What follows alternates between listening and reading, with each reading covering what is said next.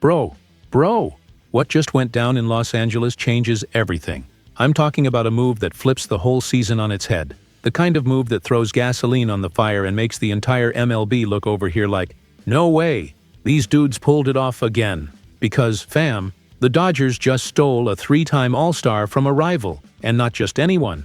The guy, the most feared closer in the National League these past few years. The dude who turns the 9th inning into a full-on horror movie. And now, he's wearing Dodger blue. Yeah, I'm talking about him, Edwin Díaz. The same Edwin Díaz the Mets swore they were keeping.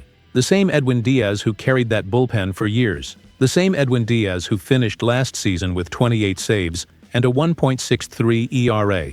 The dude's a monster, a straight-up predator, a closer who ends games with the cold-blooded chill of someone choosing cereal at Target. And after weeks of negotiations, according to Will Salmon of The Athletic, and confirmed by Jeff Passan, Díaz said yes to Los Angeles. 3-year deal, $69 million, and a suitcase full of expectations, pressure, and dreams. But look, this ain't just about him coming in.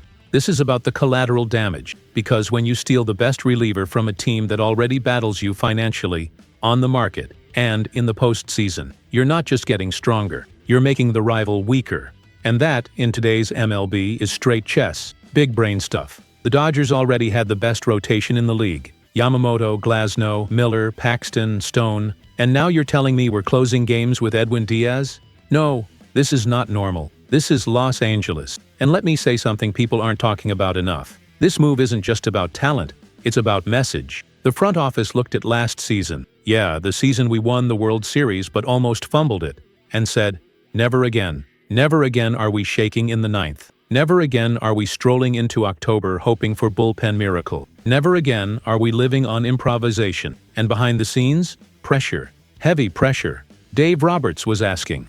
The vets were asking. The fan base was begging. Because man, we love the Dodgers, but suffering is cultural. We deserve to feel safe for at least the last 3 outs. And there's more. Díaz coming in changes the entire vibe in the clubhouse. Any player who was comfy? Forget it. Any reliever who thought they had easy innings coming? Goodbye. The bar just went up. The pressure just got real. And everybody knows, LA is a city of stars. But only the ones who can handle the spotlight survive here. And then comes the part nobody wants to talk about. Tanner Scott. Last year, straight up disappointment. One of the biggest contract, and dude, he just didn't click. So bad we didn't even see him in the postseason. Not one inning, nothing.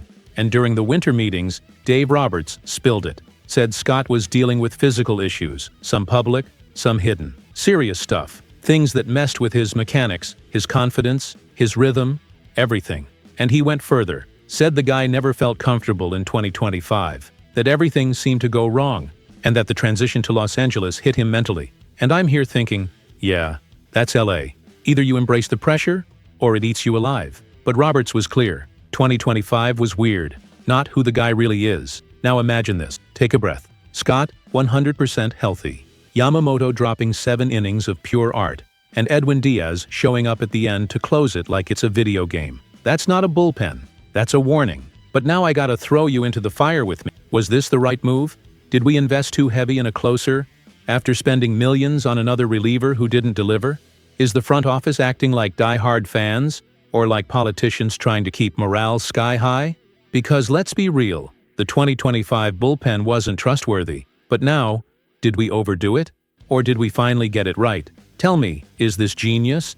Or desperation in disguise? Fam, LA feels different today. The air's heavier, more electric. Feels like the beginning of something huge. Edwin Díaz is a Dodger. And to me, that's the kind of news that makes you believe 2026 might be even bigger than 2025. Now I want to hear you. Does this move change the destiny of the season? Or just crank the pressure up on everybody? Drop your take. I want to see the whole LA community blowing up the comment. And bro, if you live and breathe this team, if you cheer, suffer, rant, pray, and still show up the next day, hit that subscribe button on LA Dodgers News today. Because here, man, we feel every pitch together. And today, Los Angeles is on fire.